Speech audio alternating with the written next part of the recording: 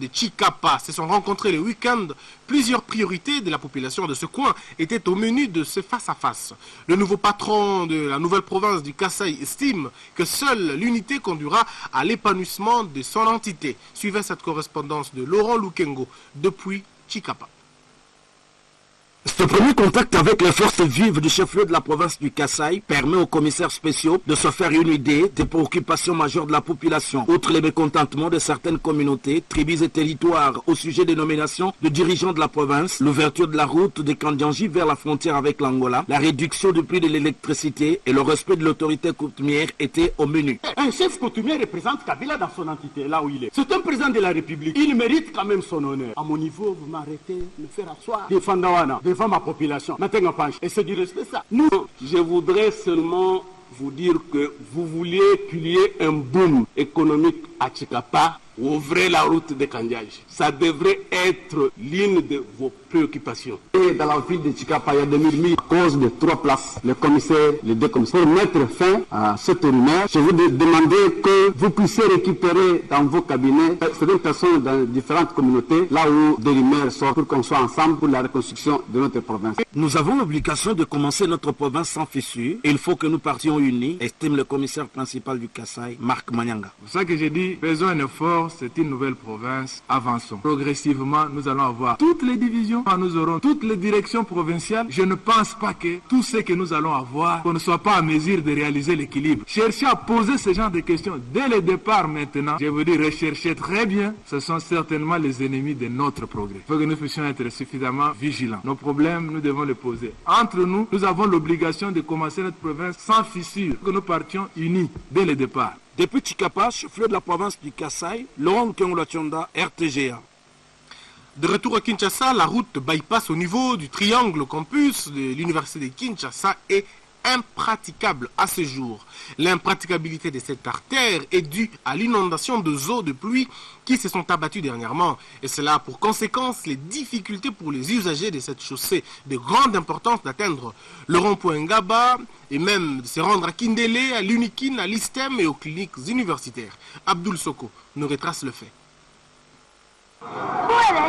Voici l'image qui présente à ces jours le tronçon compris entre le rond-point Ngaba et l'arrêt armé dans la commune de Selembao sur la route bypass. Cette artère se trouve dans un état d'impraticabilité avancée. C'est un spectacle désolant. L'impraticabilité de la route inondée par les eaux de pluie empêche les usagers de cette voie d'atteindre le rond-point Ngaba et l'université de Kinshasa. C'est un véritable casse-tête pour la population qui est obligée de prendre ces moyens de transport exceptionnels moyennant 300 francs congolais pour traverser la route. L'appel chargeuse de l'office des routes envoyé sur place pour décanter la situation est malheureusement tombé en panne. La population en appelle à l'intervention de l'autorité provinciale. Bon, ça fait pratiquement environ 2 à 3 semaines. C'est une calvaire que connaît actuellement ceux qui fréquentent cette voie. Comprenez que c'est désastreux, c'est une situation calamiteuse que connaît la population qui habite ce côté ici. Et c'est lui de pouvoir quand même prendre les choses à bras le corps, éviter que pareille situation ne perdure parce que nous sentons qu'il y a l'absence totale de l'autorité de l'État. Nous sentons qu'au regard de ce que vivent la population de ce côté, et les étudiants, comprenez que cette voie est fréquentée par beaucoup d'étudiants qui vont à l'université de Kinshasa et que, en tout cas, rester sans rien faire autant de jours et exposer les gens parce que c'est un danger total que court cette population. Des arrêts se sont créés de part et d'autre et cette situation a provoqué des embouteillages monstres. Revenons à l'actualité de la semaine.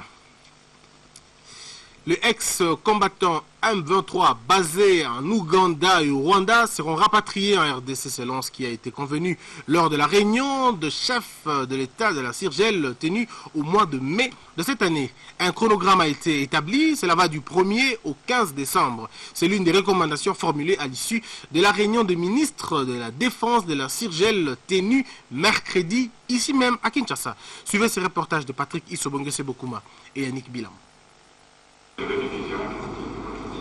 A. Réitère l'engagement pris pour exécuter la décision prise lors du 9e sommet extraordinaire tenu à Luanda en Angola sur le rapatriement du reste des ex-combattants ex-M23.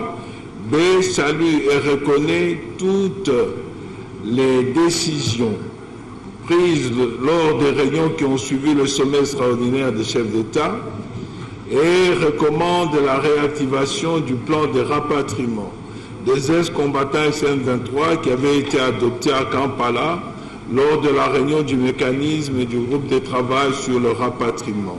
C. Salue l'engagement continu du gouvernement de la République de l'Ouganda à se joindre aux efforts du gouvernement de la RDC dans le rapatriement du reste des ex-combattants ex-M23 qui sont en Ouganda. Demande à ce que le processus de rapatriement du reste des ex-combattants ex-M23 basés en Ouganda commence le 1er décembre 2015 et s'achève au plus tard le 15 décembre 2015. Demande à la communauté internationale d'examiner les sanctions à prendre contre les responsables des ex-combattants ex-M23 tel que décidé lors de la réunion de haut niveau du mécanisme régional de suivi tenue à New York aux États-Unis le 29 septembre 2015. F. Encourage le gouvernement de la République de l'Ouganda et toutes les parties prenantes d'user de tous les moyens possibles en conformité au droit international pour s'assurer que le leadership des ex-combattants ex-M23 adhèrent au processus de rapatriement. G. Encourage le gouvernement de la République de l'Ouganda à empêcher aux ex-combattants ex-M23 d'utiliser les qualités militaires et à les décourager à faire des déclarations provocatrices contre la RDC. L'actualité de la semaine était aussi marquée par la prestation des serments de Corneille Nangaa, Norbert Basengeze et Pierrette Mwenze, respectivement président et vice-président et questeur de la CENI, qui ont pris leurs fonctions jeudi. Les 3 membres du bureau de la CENI ont prêté serment devant la Cour constitutionnelle au cours d'une audience publique siégeant en matière de prestation de serment. Richard Chakou Kanyengele et bienvenue Magambo. Ils sont désormais autorisés à poser des actes dans le cadre de l'exercice de leurs nouvelles fonctions à la Commission électorale nationale indépendante. Corneille Nangaa, Norbert Basengezi et Pierrette Mwenze respectivement, président, vice-président et questeur de la centrale électorale, se sont conformés à la Constitution en prêtant serment devant la Cour constitutionnelle avant leur entrée en fonction. Ils ont juré de respecter les lois de la République et de remplir loyalement leur mission. Moi, Nangaa Yobeluo Corneille, président de la Commission électorale nationale indépendante. Moi, Basengezi Katitima Norbert, vice-président de la Commission électorale nationale indépendante. Moi, Mwenze Kisonga Pierrette, questeur de la Commission électorale nationale indépendante. Je jure sur l'honneur de respecter la Constitution et les lois de la République démocratique du Congo, de remplir loyalement et fidèlement les fonctions de membre de la Commission électorale nationale indépendante.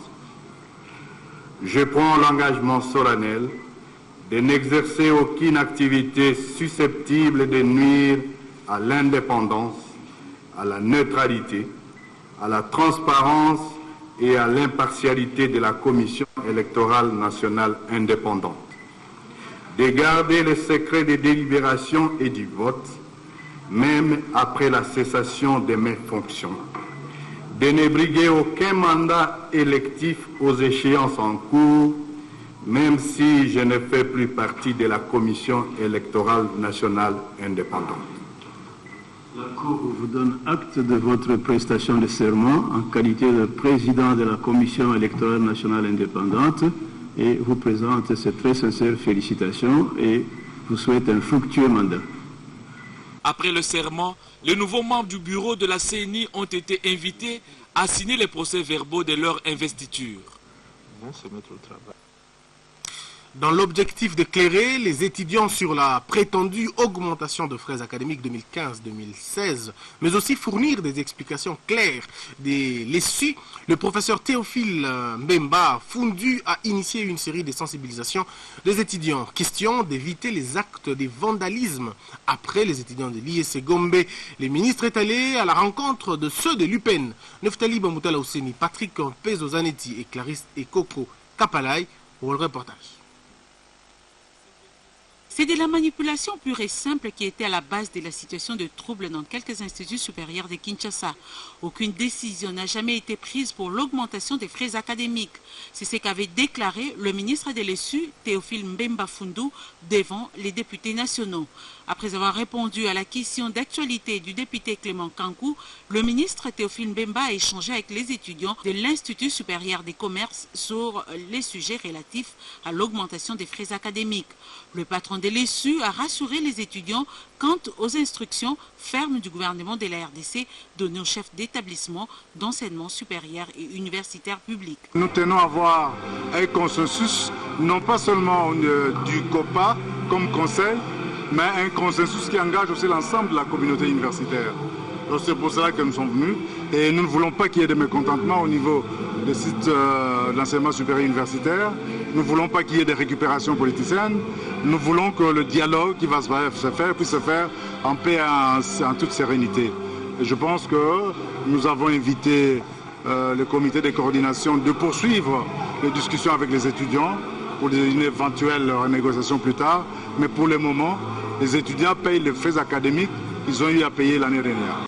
Samedi 21 novembre 2015, le ministre de l'ESU est allé à la rencontre des étudiants de l'Université pédagogique nationale. Ici encore, Théophile Mbemba a donné des explications claires à propos de l'augmentation des frais académiques.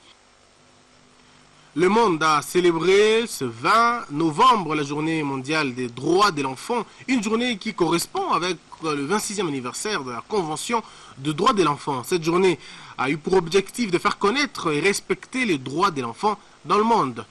Un reportage de Léontine Kazamwali, rendu par Patrick Pezo Zanetti. Cette journée témoigne de l'engagement de la communauté internationale de mieux faire connaître le texte de la Convention des droits de l'enfant. Ce texte des Nations Unies, ratifié en 1989, reprend les principes de base de la protection de l'enfant. Ce traité international a pour objectif de reconnaître, de respecter et de protéger les droits des enfants au travers les droits civils, économiques, politiques, sociaux et culturels. Cette convention concerne tous les enfants du monde jusqu'à leur âge de 18 ans. La journée du 20 novembre est devenue une occasion formidable de faire connaître les droits des enfants, de dénoncer des situations vécues par des enfants dont les droits sont bafoués, d'encourager chacun à agir à son échelle en faveur des droits de l'enfant. Les Nations Unies ont considéré qu'elles ne sauraient remplir leurs obligations à l'égard des générations futures sans intensifier leurs efforts en faveur des enfants du monde entier. Ils sont les citoyens de demain.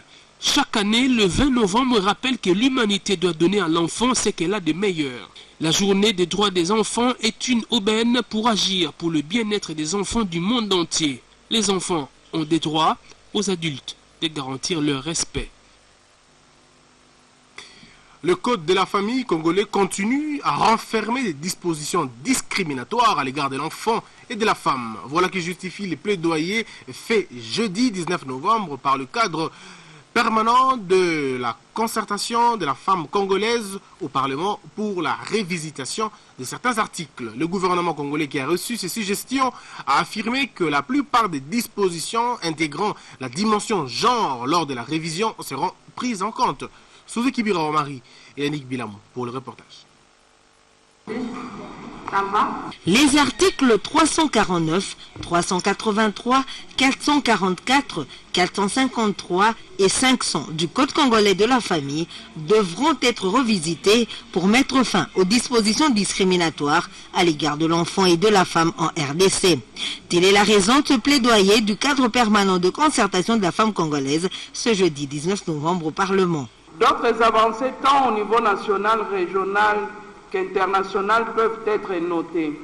Il s'agit notamment de la Constitution en son article 14, la loi portant protection de l'enfant, mais notre plaidoyer est centré aussi sur le fait qu'on a constaté que beaucoup de dispositions qui n'ont pas été abordées au niveau du Sénat n'ont pas été faites en lecture au niveau de l'Assemblée nationale. Le gouvernement rassure le CAFCO que certaines dispositions du projet de loi modifiant et complétant la loi numéro 87-010 du 1er août 1987 portant code de la famille seront retouchées. Cette loi est en deuxième lecture parce que nous avons été saisis par la loi qui a été adoptée au niveau du Sénat. Nous sommes en train de réviser le code de la famille, nous sommes en sous-commission de travail. C'est pour que nous puissions conformer le code de la famille aux traités internationaux que nous avons déjà ratifiés dans notre pays, surtout en ce qui concerne l'élimination de toute forme de discrimination à l'égard de la femme. Le cadre permanent de concertation de la femme congolaise est confiant de l'implication des institutions de la République pour lutter contre la persistance des inégalités de genre dans l'accès aux opportunités dans tous les domaines de la vie sociale. Littérature, la troisième fête du livre de Kinshasa du 18 au 22 novembre. Les amoureux du livre ont été invités à échanger sur les œuvres, les créations littéraires et les réalités de la vie d'écrivains. Célébré sous le thème environnement sur les routes du Congo, ce grand rendez-vous du livre a accueilli une trentaine d'auteurs venus des différents pays du monde. Suivez ces reportages de Léontine Kazamouali, Serge Mouloua et Esther Mpezo Omba. Pour cette troisième fête du livre, l'objectif est de relancer le goût de la lecture, surtout auprès de la jeunesse. Cette grande messe de la littérature offre un espace d'échange entre les auteurs venus du monde entier. Elle est axée sous le thème « Environnement sur les routes du Congo ». Les amoureux du livre devront associer la lecture aux situations environnementales qui touchent la RDC. Un sujet qui est particulièrement opportun dans le pays qui compte l'Amazonie d'Afrique, qui compte les plus grands fleuves du monde, et le deuxième bassin forestier. Pour la première fois, proposer des activités en dehors du cadre de la Gombe, pour porter cette fête du livre dans d'autres lieux. Une trentaine d'auteurs venus de différents pays pour partager leur expérience avec les Congolais invitent ces derniers à cultiver le goût de la lecture. Je lance un appel politique pour toute la jeunesse congolaise à s'intéresser à la lecture. Parce qu'on nous traite de tout le monde. On dit que si vous voulez cacher une information, quelque chose en noir, il faut les mettre dans les livres. Bon, moi j'ai écrit 4 livres sur le Congo. Mon oncle du Congo, Danse du léopard, L'heure des rebelles et les hauts plateaux. Et même dans mon dernier livre sur les ailes du dragon, un livre sur l'Afrique et la Chine, quelques chapitres sont au Congo. La troisième fête du livre de Kinshasa vise également les jeunes qui ont perdu la culture du livre et ne se penchent qu'aux réseaux sociaux. Pour bien faire la fête, les auteurs visiteront donc les écoles de Kinshasa pour échanger et inciter les élèves à l'amour de la littérature. Du 18 au 22 novembre, la capitale du Congo sera donc une source d'inspiration de littérature pour tous les amoureux du livre. Et cette question sur l'environnement, qui sauvera Kinshasa des odeurs nauséabondes dégagées par les déchets ménagers non évacués de leurs décharges publiques?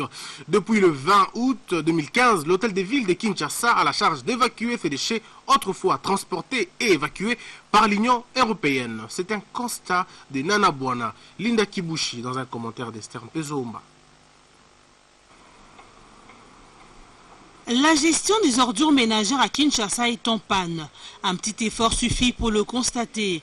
Autour de soi se dégage une odeur nauséabonde et irrespirable.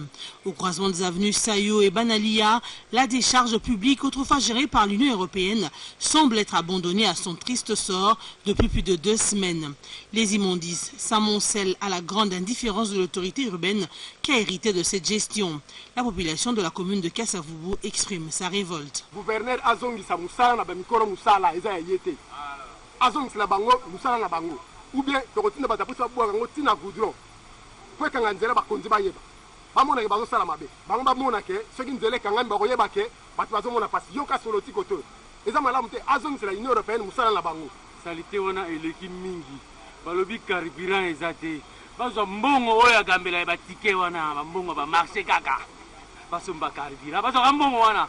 Batsango kapona nike mapona salite. Oyo suka ndeko mona ngo tango ezana maboko ba mindele. Ezaki normal camion zo longola ngo facile. Depuis fulo oyo de comment maboko mutu mwindu do to so comprendre. O date de destination 2 semaines à Pambanane. Parce que ce qui est commis pendant 1 mois. Et aux années, bah parler de pendant à commis qu'on a banda pour mais les qui de toujours qu'on fait mater. Je te dis sur les boumetoni ça que mutalier. Ouais abisso ko tonde comme ya sur la poule to yo kaka et sa propreté. On a tenu na ba konzamboka. Batale la biso no bosoto. Un peu plus loin, au croisement des avenues Sport et Assosa, c'est le même drame. Les déchets ménagers de plusieurs semaines défient l'hôtel de ville qui préfère se retrancher derrière l'absence du carburant. La population a du mal à s'expliquer face à cette situation. Nous avons aimé ce qu'ils ont organisé. Ils nous ont aidés, on ne paye pas, on vient, on jette et ça va. Mais là maintenant on souffre. Ici il y a les enfants, il y a d'autres personnes qui sont allergiques. On souffre pendant les études, pendant les cours. Il y a les odeurs qui sont vraiment insupportables. On n'arrive même pas à bien respirer. Tu peux être à l'école comme ça, tu fais la forte fièvre. Pourquoi? À cause de ces odeurs. Et voyez ce que le bourgmestre de cette commune a fait. Il a mis enfin la poubelle ici. Et nous sommes maintenant en difficulté. Je ne sais pas comment enfin nous devrions faire. Nous demandons aux autorités de venir enlever ça. Nous ne pouvons pas vivre dans des difficultés. Nous ne pouvons pas vivre dans de maladies. Et beaucoup de maladies de mains sales qui est en train en fait, de nous loger ici. Et nous demandons à ce que le bourgmestre qui a donné enfin Maman Meta, qui a donné cette place, elle devrait en fait venir pour qu'on devrait en fait réparer cette situation. En 3 mois seulement, ce programme d'évacuation des déchets que gérait des mains de maître l'Union européenne éprouve déjà des difficultés pour payer le personnel. 9 communes sur le 24 que compte la capitale possèdent des décharges actuellement pleines, mais pas évacuées.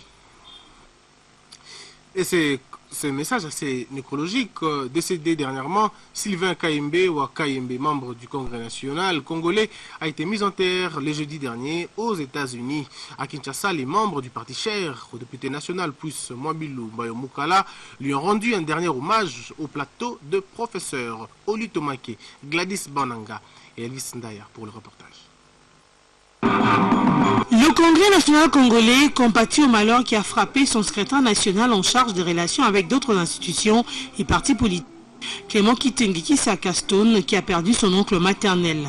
Une délégation des cadres et membres du CNC est allée passer du temps aux côtés de la famille Kisaka afin de partager ensemble ce moment de douleur. Un cruel destin a arraché à la grande estime des filles et fils Kisaka leur à Kayembe Silva. Ce brillant magistrat de 54 ans est décédé aux États-Unis d'Amérique suite d'une crise cardiaque. À Kinshasa, une messe d'action de grâce a été dite en sa mémoire au plateau des professeurs au campus de l'UNIKIN, à la résidence familiale du professeur Kisaka Kiangoi. Tirant sa prédication de Jean chapitre 14 versets 1 à 6, l'officiant du jour a exhorté la famille de l'illustre disparu à ne pas perdre foi en Jésus-Christ. La vie sur terre n'est que passagère, notre place est auprès de Dieu le Père Céleste, a précisé le prêtre catholique. Et que Jésus le présente au Père pour que désormais Jésus fasse partie de la famille des saints et qu'un jour nous puissions le rencontrer là où il est quand nous allons à notre tour voir Dieu face à face Amen. En effet, Sylvain Kayembe Wakayembe n'était pas considéré comme oncle par les enfants Kisaka, mais plutôt comme frère aîné, a fait savoir Clément Kitenge Kisaka, qui a pris la parole au nom de la famille. C'est une perte énorme, parce que vous n'avez peut-être pas vu, papa, il me suit à distance, c'est une perte énorme, parce que le cheval de bataille de papa, ça a toujours été l'instruction. Et l'instruction pour faire de nous des hommes dans cette société. L'ouverture d'esprit et l'intelligence ont été les grands atouts de Sylvain Kayembe. Clément Kitenge refuse donc de croire que ce soit Sylvain Kayembe que cette maudite mort ait choisi de prendre au moment où son talent, comme une fleur, commençait à éclore. Mais que faire, s'exclame ce cadre du CNC, sinon lui souhaiter bon repos dans son sommeil éternel. Rappelons également que Sylvain Kayembe était aussi un membre du parti de Pius Mabilou. Né à Liket, dans la province du Haut-Katanga, où il a fait ses études primaires et secondaires avant de décrocher sa licence en droit à l'université de Kinshasa. Sylvain Kayembe Wakayembe laisse derrière lui une veuve et 4 orphelins. Que la terre de nos ancêtres lui soit douce et légère. Et c'est la fin de ce journal dominical, rappelant le principal titre. L'Assemblée provinciale du Congo central salue l'arrêt de la Cour constitutionnelle dans l'affaire réintégration de 5 députés provinciaux du Congo central au sein de l'Assemblée provinciale. Déon Koussou et 4 autres anciens ministres provinciaux ne vont plus siéger à l'organe délibérant.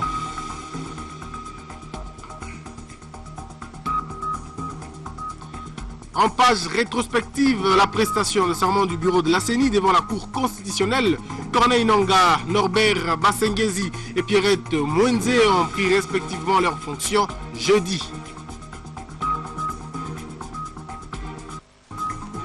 Certains coins de la ville de Kinshasa sont en proie aux odeurs nauséabondes dégagées par les déchets ménagers non évacués des décharges publiques.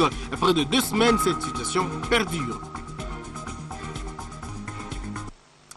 Vicky Moukeba et Clarisse Koko Kapalaï étaient à la coordination de ce journal dominical. Merci de l'avoir suivi à Matagalpa, en plein cœur de Nicaragua.